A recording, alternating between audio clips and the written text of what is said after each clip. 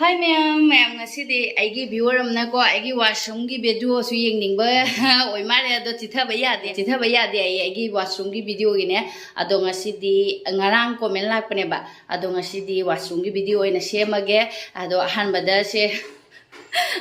ahan bada ising mo ga malere asigada ko surf katang hape aduga khaidagi maru oi bai buse akhoi di brush ka lei ado brush ka lei dia ba id adum akhoi gi jugaru thabak tawdui ne ba aduna alu gi bora se alu happa tilhau happa bora litro do ado asisina smaina tawraga ngasi di tile se tak tuini ado yengmina sing asi di ado hayeng hangchi je ichani pa tombagi birthday ne ba ado mi su khara tindrobani na akhoi chi washroom se khara clean tawthoke ado yengmina rasi aigi ngarang nungsiraba viewers magi kaino se viewers ne yengning video se ai thangasarage ichani pa hanna cameraman ina kharadi nomthok nomjin tawrani akhoi mapa leite ba akhoi mapa leiradi nga kane ba washroom gi video bu ena thangatna bra ina ne ado khoigi aibu nungsiba singsu hairaga ne ba washroom gi video bu thangatna bra ina adoisu aigi viewer amana ngarang dujam nungsi na haira ado di aisune thangatlage ina ngasi di thangalaba do idi mayam su tilaktuini na yengning bana yenga sanu aidana ne ngarang se ko khara su wakal so dum nungai taba adugaidi isani pa ani launa bagi wakal katang nungai taba ga adugaidi ngarang gi comment singa ne paru badagi aba aise kari haini pukche fattana dum khanna leira ba pukche sum fattana ba mina ifa phana ira amasu ko sum aina fattana khallu bagi haigedra kaino khangde ado ngarang aini comment de ithokre ba kaino su de ai reply su pithokra ba ai hoi ai washroom gi video su thangalage ana adoidi hairabanina ai athubida sise thangalage kaigino aidi ngarang comment tawre ise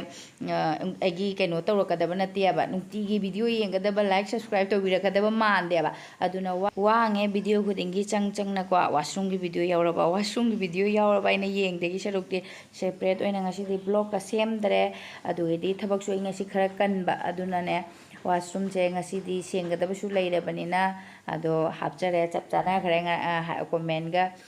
ado matung manau ai comment gi reply ga tawroi ba ngarang di tawthorabani na aisu utleba ado matung manau comment di tawroi ke gino haidi akhoi mapana mo hairakani aba aise naraba ina ne mina anabana hairaga aisu jana leiradi aisu anabaga chap manarani aba aduna matung manau amu haira anu ko washroom gi video ga muka thangalako kaina ne aduga degi ngarangi comment do aine akogi entertain toba aduga idi koiba chatpagi video do ai mathak pa babodi ai kayum khaljaram deba ko adugi khatang sauningna leirubaga makha da washroom gi video do comment do parak padagi dine kai hani tang nungai gi da bahai tare do koi bagi do di entertain to bagi do ado koi bagi do di ko ai su koi ne mi oi ba puramak se world da lai ba puramak se koi ba du gai di phajaba set pa gari tong ba car tong ba loina chaningam doi ne ba ado koi ba se akhoi su chaningi ne ba ne ado akhoi mapa sina duty lai bani na ko koininga su thokpa phangdre duty leirabanina puja koiningraba puja aise mayamna koinari koiba adubo chatpa phangdre ne koira aisu koiraga video ga do namba nungtigi chaningi ne aba adoidi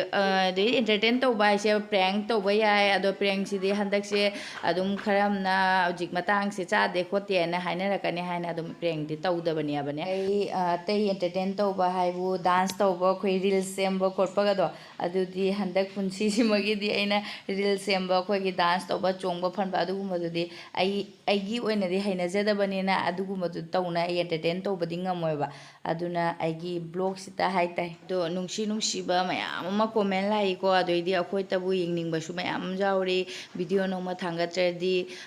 video thangatre nungaite na hairakpa comment su mayam ne adudi khangnadaba khangna pon nateba agada akhoi ai mitai pi tale tawi sumaina khangnadaba na bauna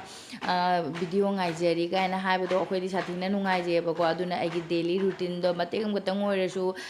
kharamna nungaina yengbado aisu nungaine aba aduna aigi daily routine se matek adum hapjabani ꯑꯗꯣ house wife ꯑꯣꯏꯔꯨꯕꯅꯤꯅ ꯌꯨꯝꯗ ꯂꯩꯔꯒ ꯀꯣꯏꯒꯦ ꯍꯥꯏꯕꯗꯨꯁꯨ ꯑꯗꯨꯝ ꯆꯠꯄ ꯐꯪꯗꯦꯗꯣ ꯑꯗꯩꯗꯤ ꯏꯆꯥ ꯑꯅꯤꯒ ꯑꯗꯨꯝ ꯅꯣꯡꯃꯒꯤ ꯑꯩꯅ ꯁꯨꯖꯕꯗꯣ ꯑꯗꯨꯝ ꯎꯠꯄꯅꯦꯕ ꯑꯗꯨꯒ ꯁꯨꯝ ꯑꯩꯅ ꯊꯣꯡꯕ ꯍꯥꯏꯗꯤ ꯊꯣꯡ ꯊꯥꯛꯄꯗꯁꯨ ꯁꯨꯝ ꯃꯌꯥꯝꯅ ꯈꯪꯉꯝꯗꯕꯁꯨ ꯌꯥꯏ ꯑꯈꯪꯕ ꯑꯣꯏꯔꯦ ꯑꯗꯨꯝ ꯍꯥꯏꯔꯛꯀꯅꯤ ꯑꯗꯣ ꯈꯪꯗꯕ ꯑꯣꯏꯔꯦ ꯑꯗꯨꯝ ꯍꯥꯏꯔꯛꯀꯅꯤꯀꯣ ꯑꯗꯨ ꯍꯥꯏꯅꯅꯤꯕ ꯑꯗꯨꯒ ꯑꯩꯅ ꯈꯔꯤꯗ ꯂꯤꯛꯁꯟꯕ ꯈꯔ ꯑꯗꯨꯒꯩꯗꯤ ꯍꯥꯎꯁ ꯋꯥꯏꯐ ꯑꯣꯏꯕꯅꯤꯅ ꯈꯔꯗꯤ ꯑꯗꯨꯝ ꯂꯤꯛꯅ ꯀꯨꯞꯅ ꯄꯥꯟꯗꯕꯗꯤ ꯌꯥꯗꯕꯅꯤꯅ ꯈꯔ DIY ꯈꯔ ꯇꯧꯁꯟ ꯑꯩꯒꯤ ꯍꯩꯖꯕꯗꯣ ꯑꯗꯨ ꯁꯨꯝ ꯎꯠꯄꯗꯨꯅꯦꯕ ꯃꯌꯥꯝꯗ ꯉꯁꯤꯗꯤ ꯋꯥꯁꯔꯨꯝꯁꯦ ꯀ꯭ꯂꯤꯟ ꯇꯧꯅ ꯑꯩꯒꯤ ꯊꯃꯣꯏ ꯃꯅꯨꯡꯗ ꯂꯩꯕ ꯋꯥꯁꯨ ꯃꯌꯥꯝ ꯑꯃ ꯍꯥꯏꯗꯣꯛꯑꯦ ꯑꯗꯣ ꯑꯩꯅ ꯍꯥꯏꯅꯤꯡꯕ ꯍꯥꯏꯕꯀꯣ ꯃꯌꯥꯝ ꯑꯩꯈꯣꯏꯁꯦ ꯃꯩꯇꯩ ꯃꯁꯦꯟꯅꯦꯕ ꯃꯩꯇꯩ ꯏꯅꯦꯕꯀꯣ ꯑꯗꯨ ꯖꯍꯥ ꯅꯨꯡꯉꯥꯏꯇꯕꯗꯣ ꯌꯦꯡꯅꯤꯡꯗ꯭ꯔꯒꯗꯤ ꯑꯗꯨꯝ ꯁ꯭ꯀꯤꯞ ꯇꯧꯊꯣꯛꯈ꯭ꯔꯒ ꯁ꯭ꯀ꯭ꯔꯣꯜ ꯇꯧꯔꯒ ꯃꯈꯥ ꯇꯥꯕꯗꯣ ꯑꯗꯨꯝ ꯌꯦꯡꯕ ꯌꯥꯏꯑꯕꯀꯣ ꯑꯩꯒꯤꯁꯦ ꯌꯦꯡꯅꯤꯡꯗ꯭ꯔꯁꯨ ꯑꯩ ꯏꯁꯥꯃꯛꯁꯨ ꯑꯩꯁꯨ ꯃꯤꯒꯤ ꯌꯦꯡꯅꯤꯡꯗꯕꯗꯣ ꯑꯩꯗꯤ ꯑꯗꯨꯝ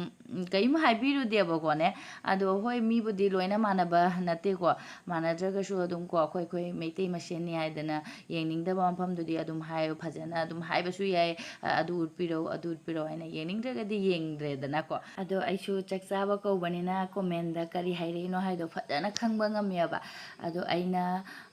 ꯑꯐꯕ ꯃꯥꯏꯀꯩꯔꯣꯝꯗ ꯄꯨꯊꯣꯛꯑꯒ ꯁꯨꯝ ꯐꯅꯤ ꯇꯥꯊꯣꯛꯑꯦ ꯑꯗꯣ ꯀꯩ ꯍꯥꯏꯅꯤ ꯑꯇꯩ ꯑꯩꯈꯣꯏꯕꯨ ꯅꯨꯡꯁꯤꯕ ꯏꯆꯤꯜ ꯏꯅꯥꯎꯅꯗꯤ ꯍꯥꯏꯔꯛꯀꯅꯦꯕ ꯅꯦꯒꯦꯇꯤꯞ ꯀꯣꯃꯦꯟ ꯏꯆꯦ ꯏꯅꯥꯎ ꯏꯒꯅꯣꯔ ꯇꯧꯕꯤꯈꯣ ꯍꯥꯏꯅꯅꯦ ꯑꯗꯣ ꯏꯒꯅꯣꯔꯁꯨ ꯇꯧꯏꯗ ꯑꯗꯨꯏꯁꯨ ꯃꯤꯑꯣꯏꯕꯅꯤꯅꯀꯣ ꯖꯍꯥ ꯑꯃ ꯑꯩꯈꯣꯏꯒꯤ ꯄꯨꯛꯅꯤꯡꯗ ꯅꯨꯡꯉꯥꯏꯇꯕ ꯍꯥꯏꯁꯤꯗꯤ ꯑꯗꯨꯝ ꯈꯔꯗꯤ ꯑꯗꯨꯝ ꯈꯟꯕꯅꯦꯕ ꯑꯗꯨꯏꯁꯨ ꯑꯩ ꯈꯟꯗ꯭ꯔꯦꯗ ꯑꯗꯣ ꯉꯁꯤꯒꯤ ꯑꯩꯒꯤ ꯚꯤꯗꯤꯑꯣꯁꯦ ꯑꯗꯨꯝ ꯀꯣꯃꯦꯟ ꯕꯣꯛꯁꯁꯦ ꯑꯣꯐ ꯊꯝꯖꯔꯒꯦ ꯑꯩ ꯀꯣꯛꯁꯨ ꯈꯔ ꯅꯨꯡꯉꯥꯏꯇꯦꯕꯀꯣ ꯑꯗꯨꯏꯗꯤ ꯃꯤ ꯍꯥꯏꯁꯦ ꯃꯥꯟꯅꯗꯕꯩꯅ ꯀꯣꯃꯦꯟ ꯑꯃ ꯄꯤꯔꯗꯤ ꯑꯃꯨꯛ ꯍꯦꯟꯅ ꯅꯨꯡꯉꯥꯏ